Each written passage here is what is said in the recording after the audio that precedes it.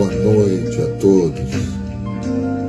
Sejam todos bem-vindos a mais uma live, mais uma aula gratuita, 100% gratuita, online, saxofone para todos. Ouvindo meu xará, Raul Mascarenhas.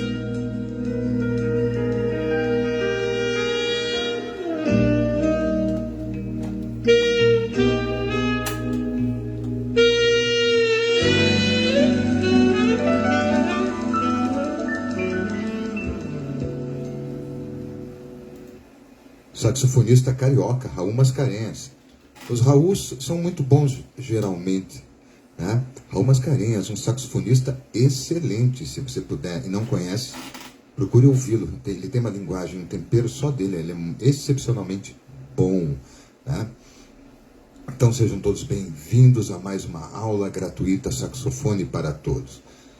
Né? Quarta-feira, 20 horas, às vezes 20 horas e alguns minutos e alguns segundos, mas 20 horas na quarta-feira é o normal.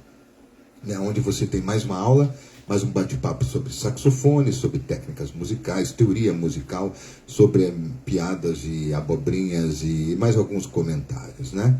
Sejam todos bem-vindos a mais essa aula nesse tempo agradável aqui em Curitiba, né? Deve nevar no Natal e assim vai. Enquanto o pessoal vai chegando, eu vou fazer um pouquinho também de música aqui e já começaremos essa aula. Eu preparei algumas coisinhas um pouquinho diferente para vocês. Na verdade, igual a sempre, né? Presença do grande Marcos, um grande saxofonista curitibano ali. Fala, Marcão. Esse é dos bons. Esse eu sei que toca pra caramba. Então, um pouquinho de música para vocês enquanto o pessoal vai chegando.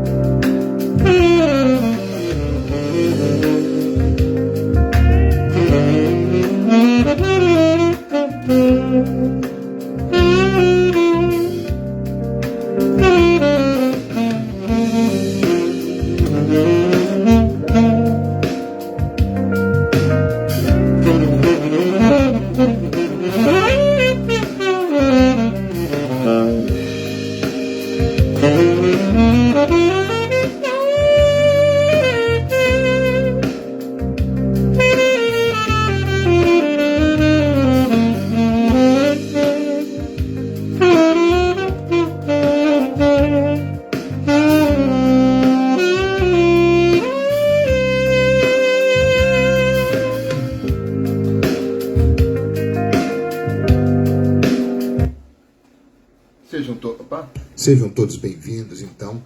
Fiz hoje uma entrada aqui com o meu saxo tenor, que é o meu saxofone favorito, blá, blá, blá, blá, eu sempre falo a mesma coisa, né?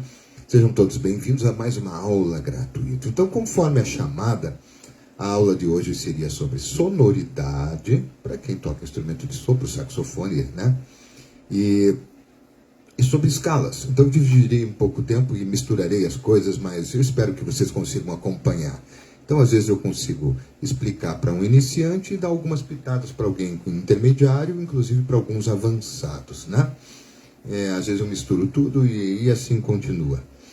Então, como eu falei de sonoridade, então quando eu estou tocando, seja flauta, sax soprano, sax alto ou sax tenor, fazer com o meu instrumento se comportar como se fosse uma voz, né? Então eu posso cochichar, eu posso falar baixo, eu posso pegar e gritar, mudar a entonação da minha voz. Eu posso mudar o timbre da minha voz. Eu posso pegar e mudar e falar de vários jeitos. Então, não levem a mal. Mas o que eu quis explicar é que você consegue modificar o sotaque, você consegue mudar o timbre, você consegue mudar a maneira que você está tocando. Então, alguns elementos fazem parte disso, né? Alguns elementos de intensidade, alguns elementos de enfeites, né? E alguns elementos de técnica. Então, por exemplo, eu poderia tocá-lo de uma maneira bem metálica. Por exemplo, o tenor, né?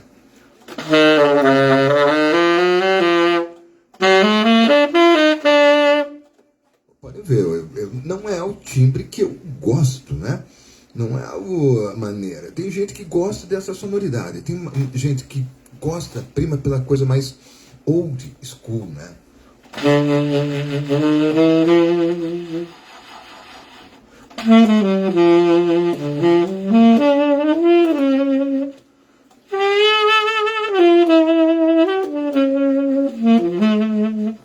Então, tipo Ben Webster, né?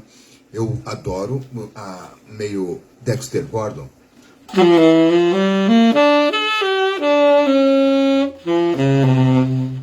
Sabe, é um pouco diferente. É quase da mesma escola, mas sem todo aquele ar, aquele vibrato, né? Gosto da maneira aberta, com som real. Então, o saxofone, ele tem dois níveis, digamos assim, e seus intermediários, né? Na questão de execução sonora. Uma é o som subtônico.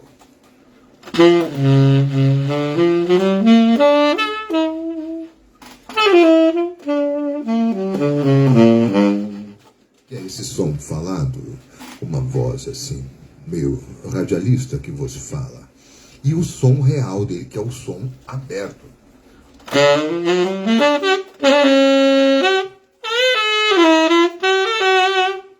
Então, e há, claro, a migração entre um ponto e o outro. Você consegue tocar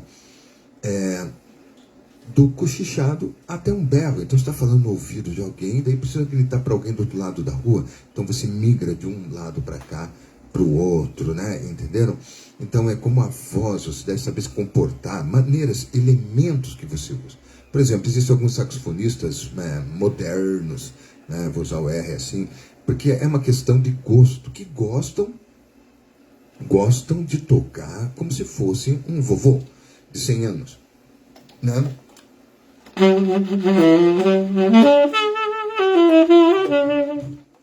É uma escola sonora. Outros gostam de tocar com um growling, um rouco, colocando a voz. Inclusive, essa semana foi um dos temas de aulas diversas que eu tive essa semana, porque existem alguns saxofonistas famosos, brasileiros, inclusive, principalmente, e alguns latinos, e alguns americanos, norte-americanos, e alguns no mundo inteiro, que usam um elemento que é o growling, que é a voz durante a tocada. Então, quando usa a voz, para mim, é uma questão assim, é um tempero específico para um estilo. Pode ser para um blues, para um rock ou para um rockabilly, né? Aquele rock dos anos 50. Então, é a coisa de você tem um som limpo, mas eu tenho que pôr o... Alguns põem o... Esqueci o nome agora. Além do furlato, põe... não é trêmulo, eu esqueci o nome técnico. É quem você põe, então... Então você modificou o som totalmente. Entre o som limpo, o som com a voz e o som com furlato. Isso, veio. O furlato, o growling, né, que é o rouco, né? Só que tem roucos, às vezes, que você faz apenas com a palheta, né? Que você força a tua sonoridade para ela distorcer. Parece uma guitarra distorcida. Então, para certos estudos, esses estudos assim já são estudos mais... um minutinho.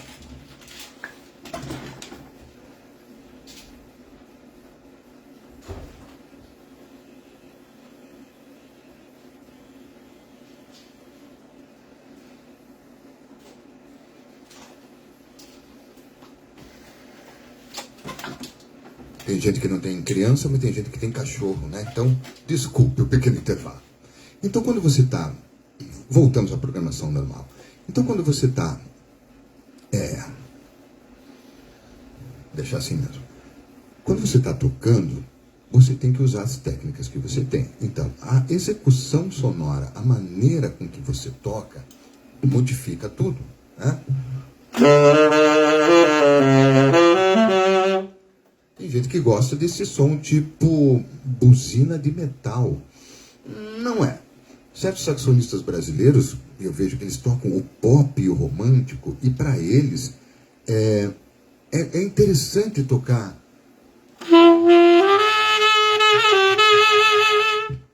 Eu não gosto desse growling, desse rouco da voz, a não ser naqueles 3 gêneros que eu falei para vocês. E mais alguma coisinha meio pesada, alguma coisa que você dê uma pitada naquilo. Então, falando deles individualmente, então quando você vai fazer o furlato, em primeiro lugar, que é esse parece que está rosnando dentro do instrumento, você tem que ter a técnica da língua enquanto você está assoprando, encostando na palheta, né? É bem difícil de fazer. Então, já vi, por causa de formação cultural, tem pessoas que não conseguem fazer e não conseguem fazer R. Então, tem o cultural e tem o furlato na ponta da língua. Ambos produzem o mesmo efeito, apesar da ponta da língua ser um pouco mais rápido. Então, quando você vai tocar, no caso do instrumento de sopro, seja trompete, né?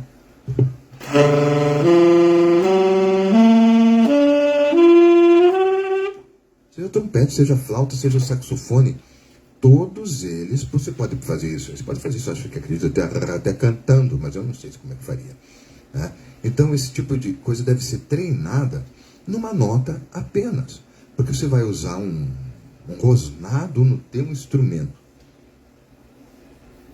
E esse rosnado, então, faz essa mudança de som, né? Por exemplo, então.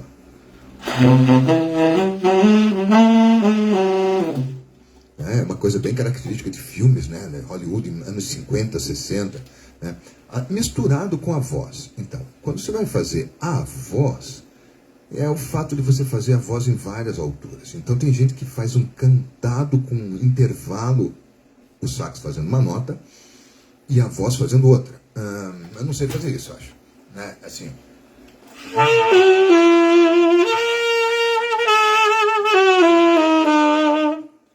Na verdade, saiu uma coisa só. Eu faço uma voz grave junto com o sopro.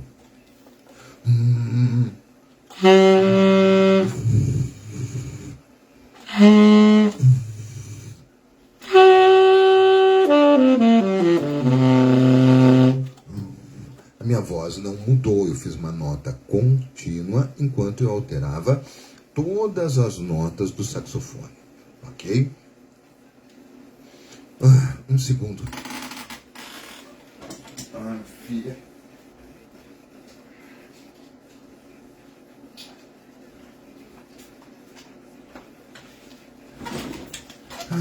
Perdão mais uma vez, por favor. Então, essas coisas que a gente usa para sonoridade, elas enfeitam se você souber dosar.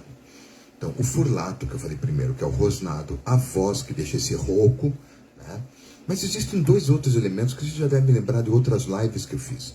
Um deles é o bend que tem um nome em português que eu não vou lembrar, eu nunca lembro. O bend quer dizer uma curvatura de som, ascendente ou descendente, ou ambas, né? Eu tenho uma nota.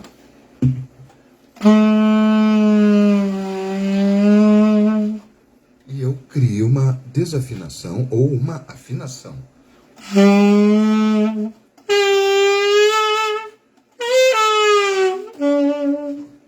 Então, isso funciona através da embocadura, você relaxar a tua mandíbula e soltar. Digamos, estou soltando a corda do violão. Então, quando você faz isso, né, os graves tem uma distância menor.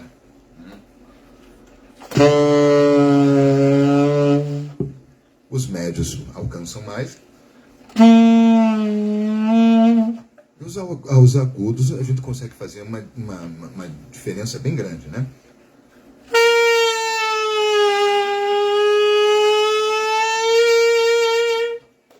Então, repararam então que essa curvatura tem guitarra, tem uma alavanca para fazer isso, né?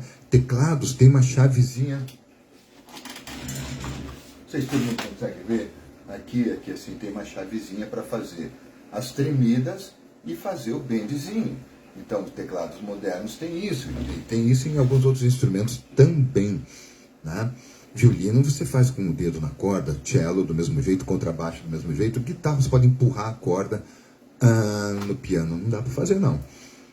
Trompete faz na boca e assim por diante.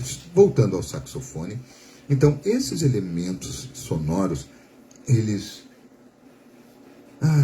hoje alguém resolveu aprontar aqui, eu tenho uma filhota ali. Tá demais. Nunca faz isso. Tá.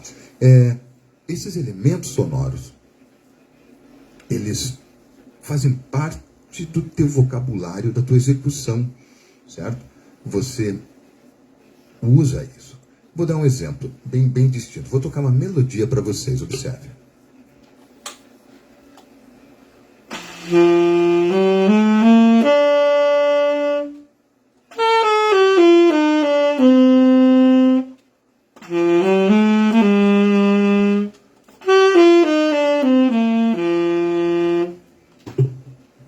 Uma articulação limpa e nenhum dos elementos. Eu posso colocar, então, o furlato, o growling, o bend, né? Esses três, a princípio.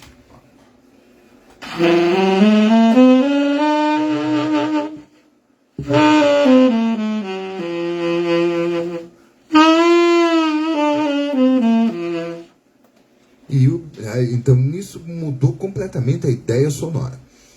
E eu terminei quase todos com um vibrato. Vibrato. O que é vibrato? Vibrato é essa vibração, como se eu pegasse o braço numa corda, fizesse assim, e no instrumento é feito com a coluna de ar ou feito com a embocadura. Né?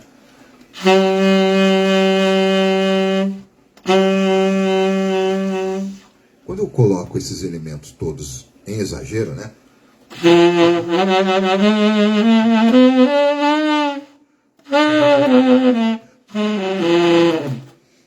Eu deixo circense, seria a palavra, né? Seria circense? Eu acho que seria circense a palavra, porque só se usaria isso talvez no momento circense, de teatro ou de alguma coisa, desenho animado, em cinema, em situações assim mais teatrais, né?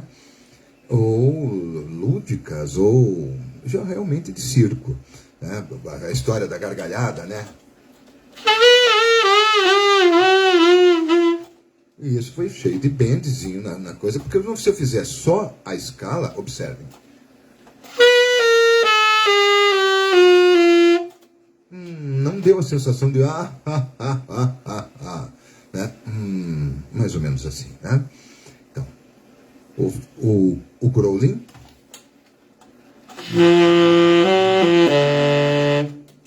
o furlato,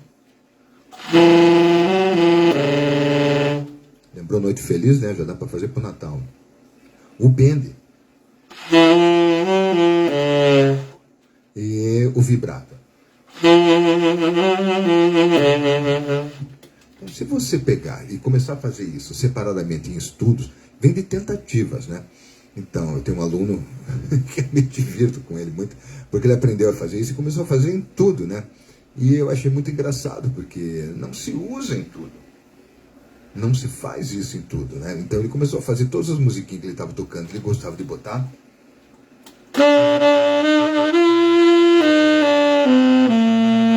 Começou a fazer tudo, desde Beethoven a Carinhoso e tudo com a voz, né? Não que ele tenha tocado essas músicas, mas eu digo em tudo, tocando, gostando de fazer. E fica divertido. Eu lembro que quando eu aprendi isso, eu achei tão sensacional, que na verdade veio por uma sucessão de erros. Quando eu comecei tocando flauta, eu tenho um aluno de sax que tem esse problema. Eu era aluno de flauta, meu professor, o Tortato, ele falava: pare de botar a voz na flauta.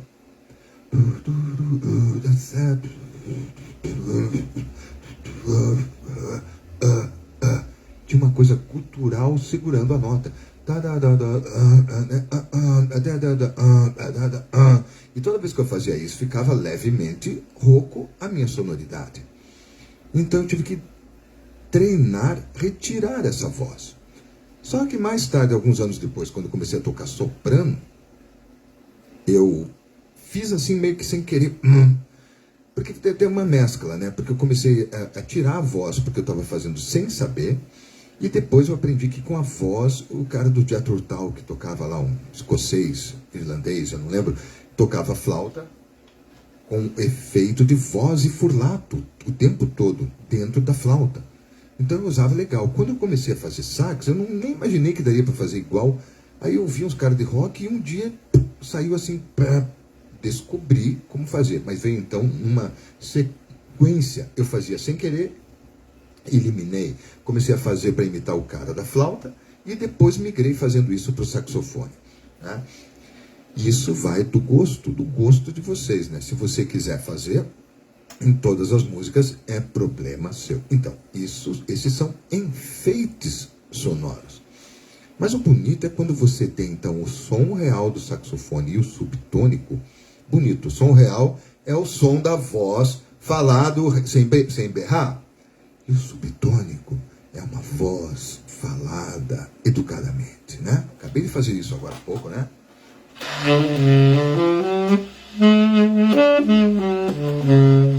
É o subtônico.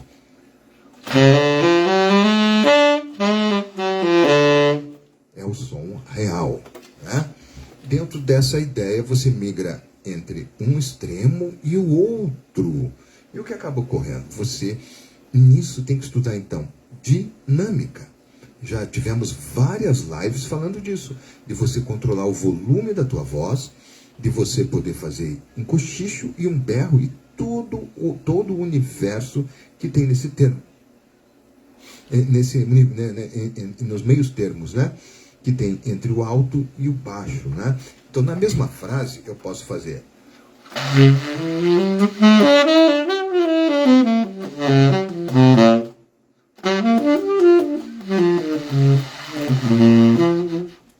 e isso só vem de você fazer várias vezes e treinar isso. Se você não treinar, você vai acabar sempre tocando de uma maneira linear.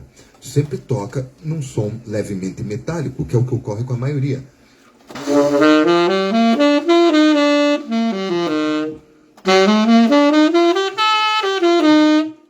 Porque tem um posicionamento fixo.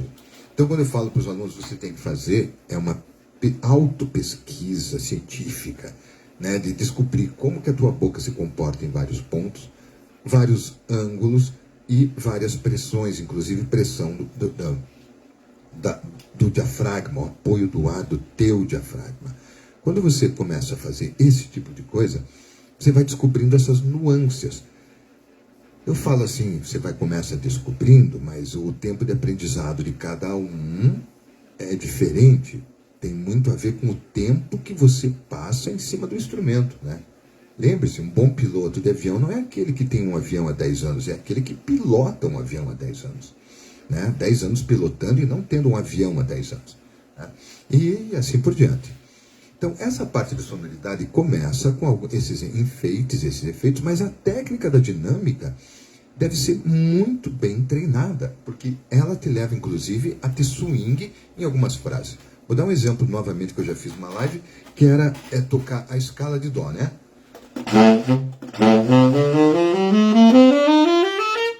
Ela foi linear, mas se eu mudar o volume,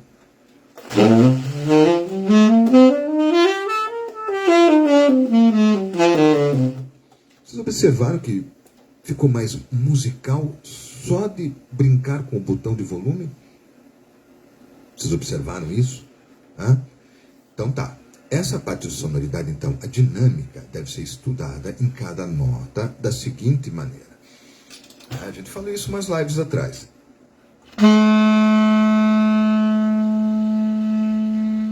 Eu tenho que aprender a aterrissar, diminuir minha dinâmica até um volume zero. Posteriormente, aumentar dinâmica, o volume, até o volume mais. Depois que eu tiver feito individualmente isso, eu faço, subo e desço.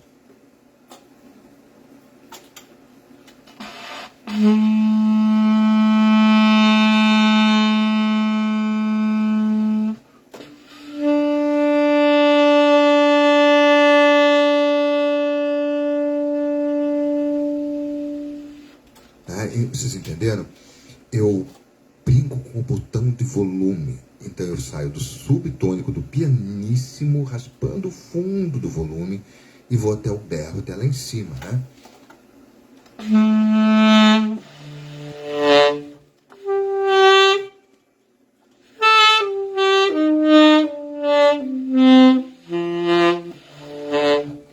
Isso faz com que você tenha swing além de conseguir timbrar, né? E você tem uma técnica melhorada, né?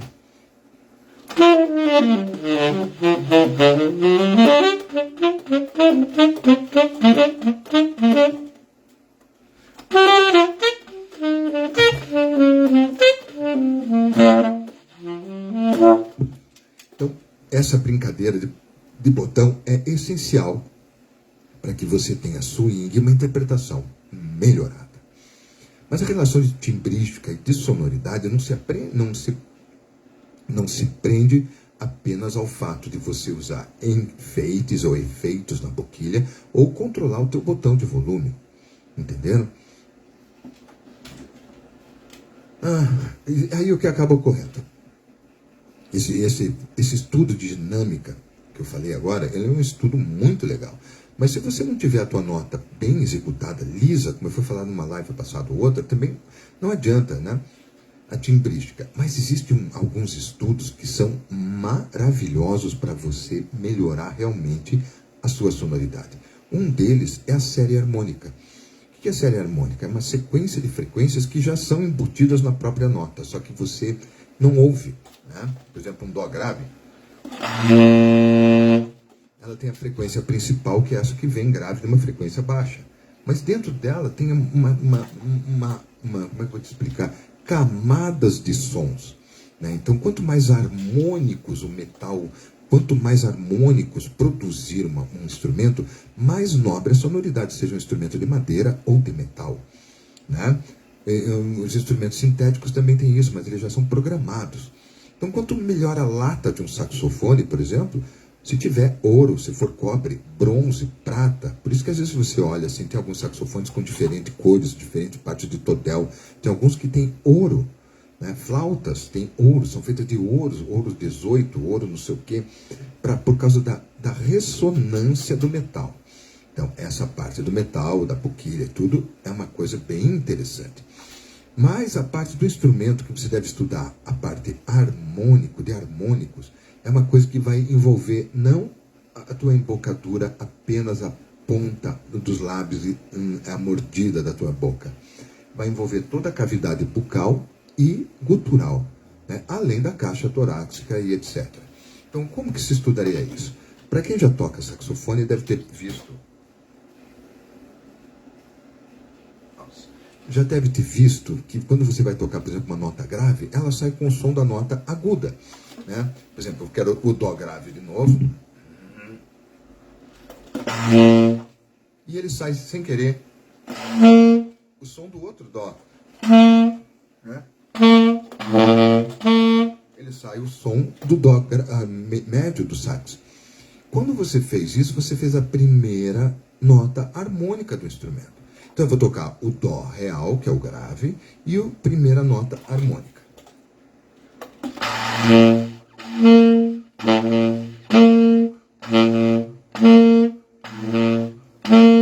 Então quando você está fazendo isso, você está fazendo...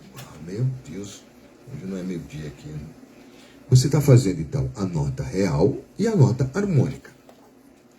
Isso vale para outras notas.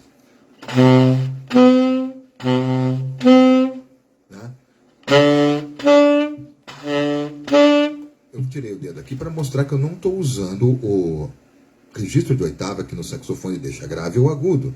Foi apenas na embocadura. Lembrando que a embocadura é boca, cavidade bucal e gutural, garganta, né? Quando você aprende a fazer, então, essa série harmônica é importantíssima também. Além da técnica, você fazer harmônicos, você aprender a fazer as notas superagudas, que são harmônicos, né?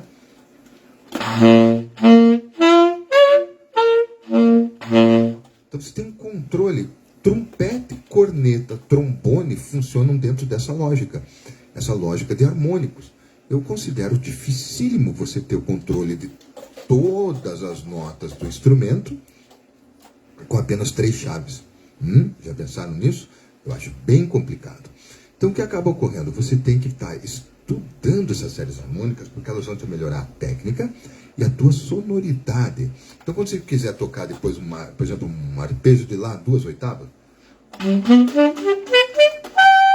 você tem o controle de como fazer, né? A nota vem automaticamente, senão acaba ocorrendo.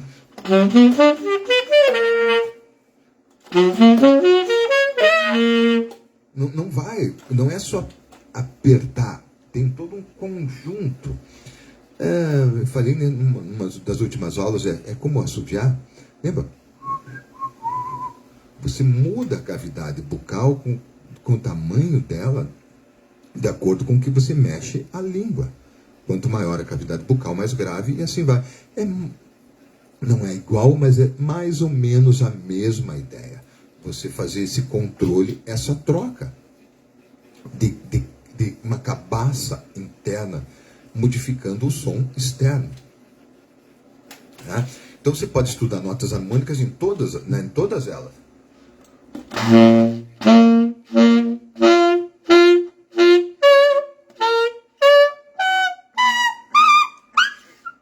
E assim vai, até parecia um trompete no agudo.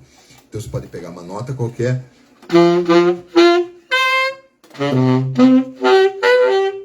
e fazer isso muito. E existem dezenas de maneiras de você estudar isso em conjunto.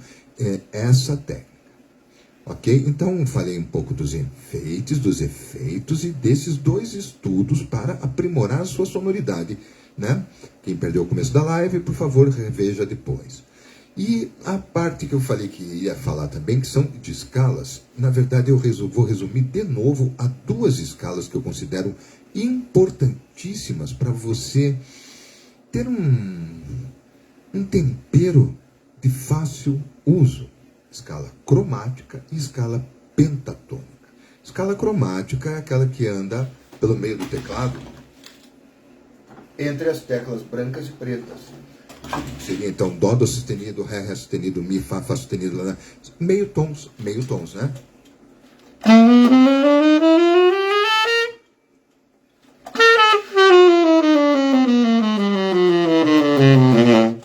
Essa escala é importantíssima pela noção teórica, pela técnica de dedilhado e pela tua percepção do universo de transposição, de modulação, de ciclos.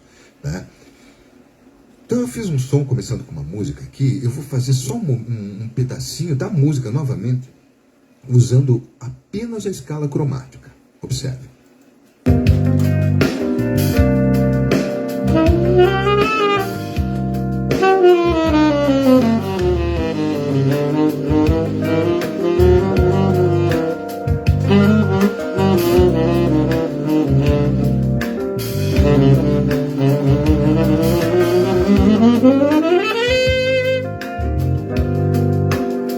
Ela cria uma sensação de movimentação.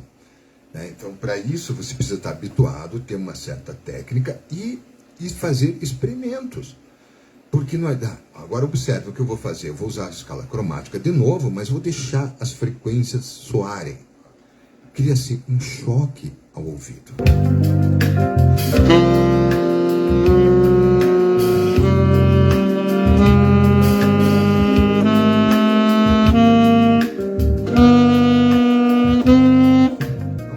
Não se faz assim.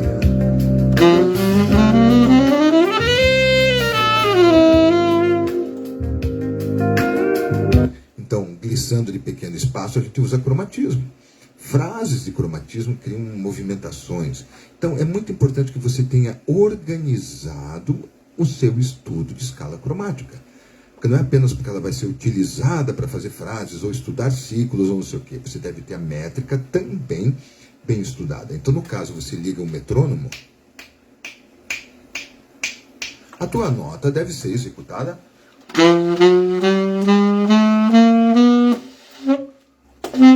Ops.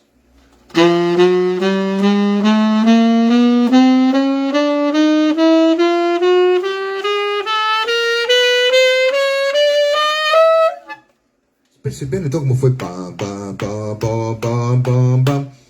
Teve uma métrica na minha execução. Isso é ascendente ou descendente.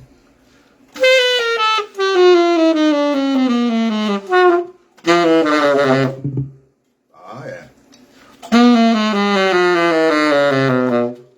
Voltou metálico aqui, né? A palheta dançou no movimento aqui, não era para acontecer isso. Então, a métrica, né?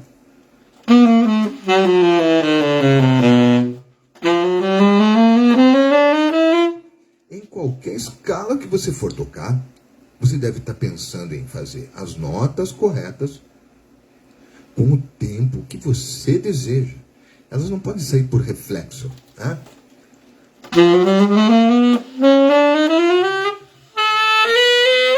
De qualquer jeito, empipocado, né? Escala de dó também, né?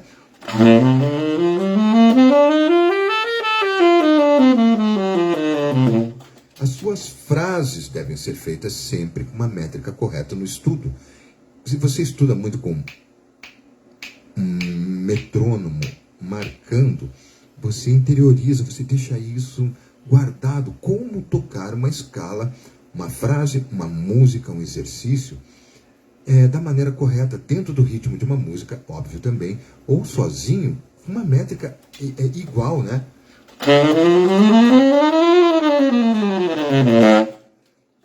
Se você não tem isso, é muito difícil de usar com velocidades baixas ou altas, né? Perdão.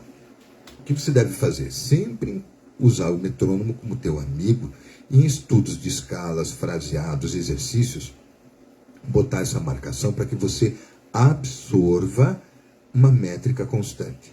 Senão a tendência é tocar tudo como se tivesse tropeçado, né?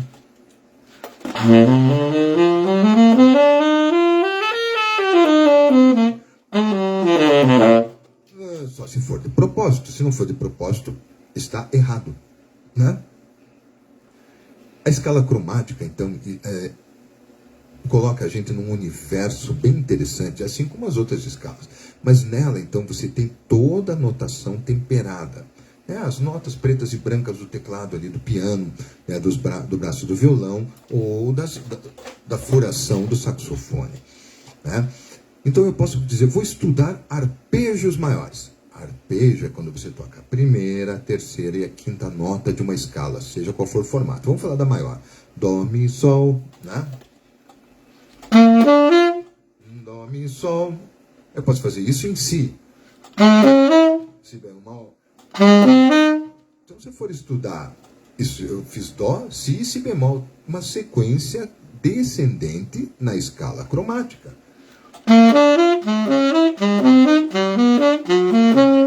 Poderia ser ascendente.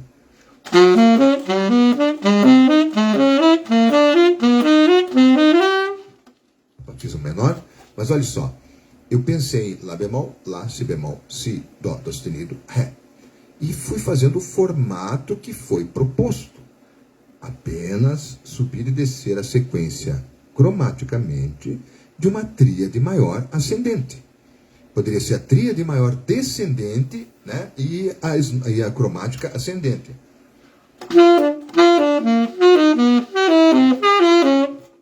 Entende? Então, isso se forma depois no zigue-zague.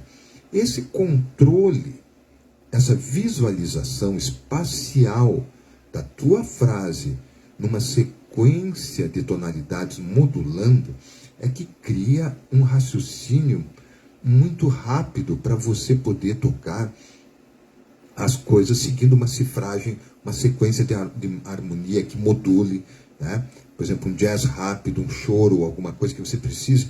Você tem que estar treinado com isso. Então, a coisa de ouvido, fazer fraseados em vários formatos, com várias sequências, em vários ciclos. né? Isso abre uma visão espacial do universo das notas. Sabe, enxergar os intervalos é uma coisa importante. Por exemplo, enxergar quintas. Dó, sol, ré, lá, mi, si, fá sustenido, dó sustenido, lá bemol, lá bemol, mi bemol, si bemol, fá, dó. Enxergar tom inteiro. Dó, ré, mi, fá sustenido, sol sustenido, lá sustenido, dó. Tom e meio. Dó, mi bemol, fá sustenido, lá, dó. Isso tem que estar na cabeça. Quartas. Dó, fá, si bemol, mi bemol, lá bemol, dó sustenido, fá sustenido, si, mi, lá, ré, sol, dó. Sabe? Então, quando você vai tocar, sabe, você tem isso na ponta dos dedos, fazendo a frase, ou a nota, ou um arpejo, ou um estudo. E o cromático é um dos que eu considero mais importante até, um dos mais importantes, né?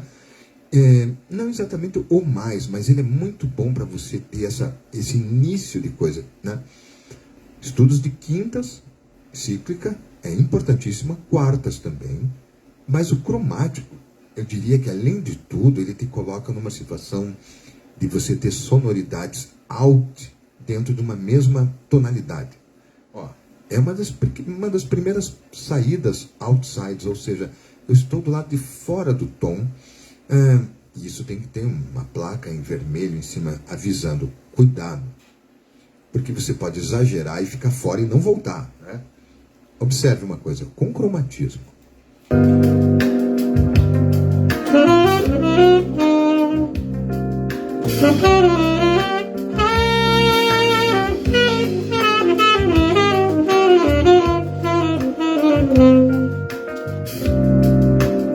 Então, usei frases cromáticas em cima de uma tonalidade única. Claro que os acordes estão mudando. Então, escala cromática, dezenas de milhares de estudos feitos em cima dela. Estudos de escalas, estudos de arpejos, estudos de intervalos, estudos de movimentos na própria escala cromática, né? Movimentos que parecem desenho animado, né?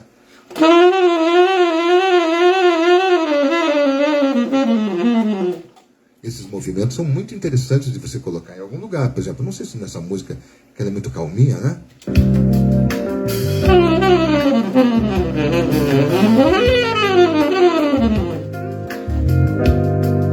Existem alguns solistas bem nervosinhos, tipo eu, que gostam de fazer essas coisas desse jeito, né?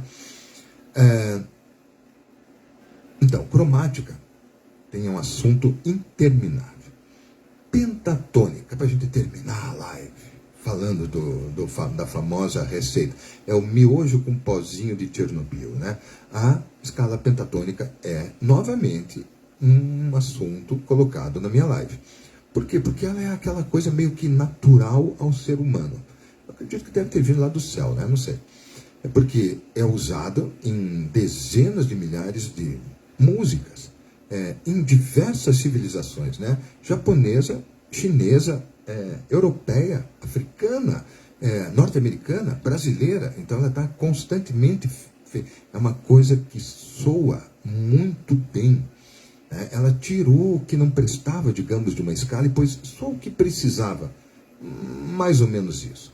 Então, uma escala pentatônica é você pegar a primeira, você tirar, a quarta e a sétima nota, sétima com 7, né? E a sétima nota de uma escala. Por exemplo, escala de Dó, Ré, Mi, Fá, Sol, Lá, Si, Dó. 1, 2, 3, 4, 5, 6, 7, 8. Eu tiro o Fá e tiro o Si. Dó, Ré, Mi, Sol, Lá, Dó. Né? Tá aqui o som da pentatônica. Se eu sair isso da sexta nota, eu estou fazendo a pentatônica menor. Se eu colocar uma notinha na terceira nota e agregar a terceira meio tom abaixo junto com a terceira, Dó, Ré, Mi bemol, Mi. Eu estou fazendo a escala de blues.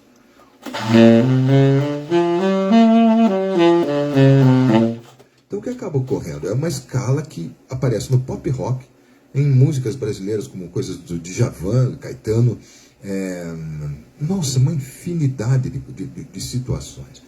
Como eu falei, são dois elementos que você tem que aprender a utilizar escala cromática a partir de todas as notas e escala pentatônica a partir de todas as notas. Então, se você sabe fazer em Dó, tem que saber fazer em Dó sustenido. Em todas as escalas, né? Maior ou menor.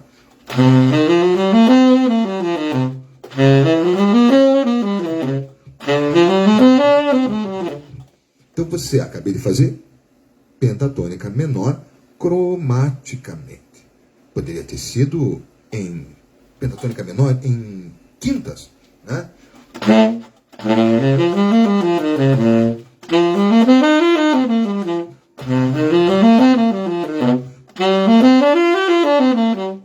Então, estudo de ciclos já fez parte de uma das aulas, né? Eu voltarei a falar sobre isso. Mas eu posso fazer isso tudo apenas cromaticamente, com um formato que eu estudei individualmente. Eu pego a escala de Lá e toco a pentatônica.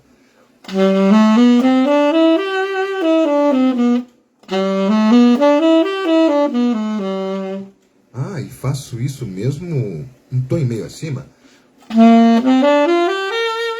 Faço isso um tom e meio acima. E assim por diante. Escolho uma distância e uso como um padrão. Mas eu estudei a de Lá, eu estudei a de Dó, eu estudei a de Mi bemol individualmente para poder executá-la. Então eu não posso pegar e pensar, vou fazer Mi, né?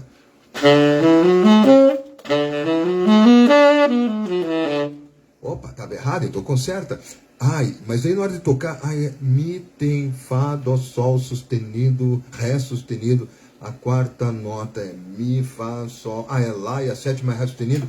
Não, você tem que ter feito isso absorvido nos dedos, na memória mecânica, muscular e na teórica e na sonoridade, né?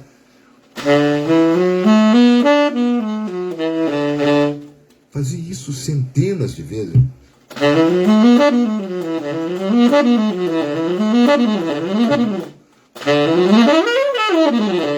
E ter isso na ponta dos dedos. Ó, uma pentatônica legal no fundo musical.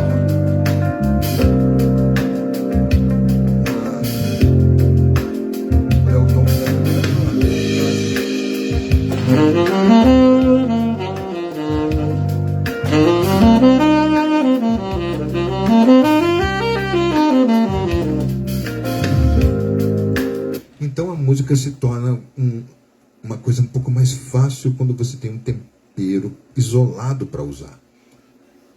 Quando você tem um tempero, um ingrediente, faltam receitas. Daí receitas são um outro assunto. Eu não posso ficar tocando a escala ascendente e descendente, né?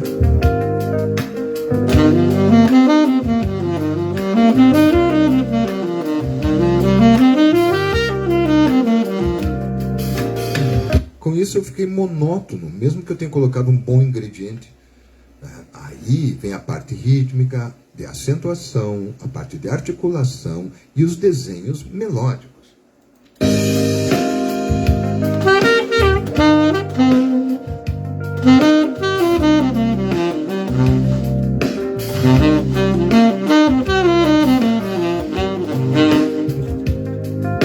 Vocês repararam quantas divisões eu fiz e articulações e movimentos melódicos?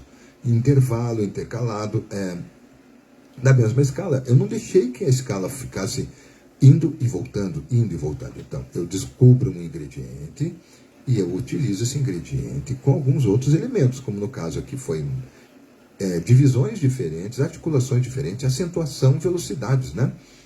Então, a escala cromática e a escala pentatônica, eu diria que são duas escalas excelentes para você aprimorar assim que você estudou as escalas maiores.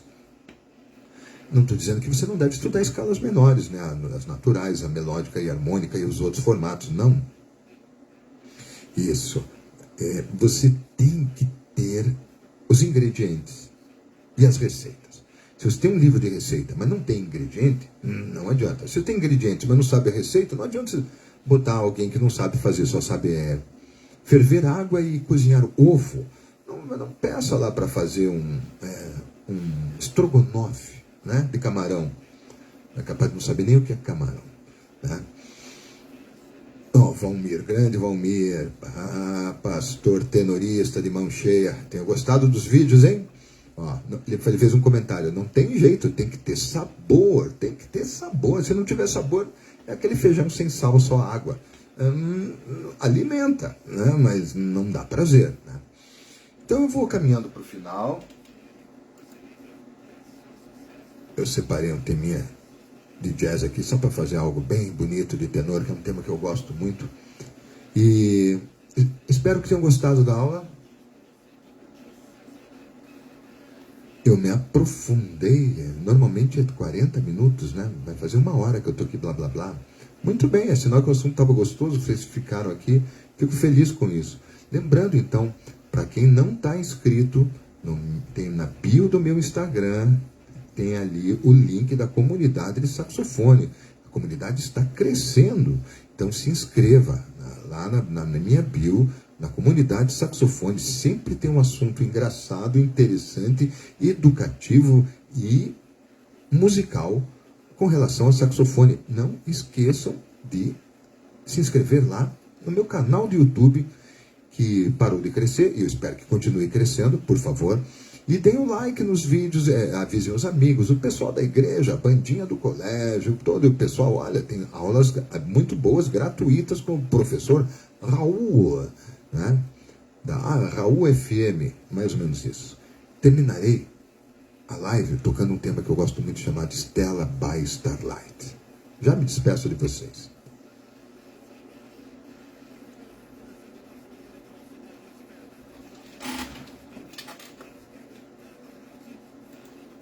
One, two, three.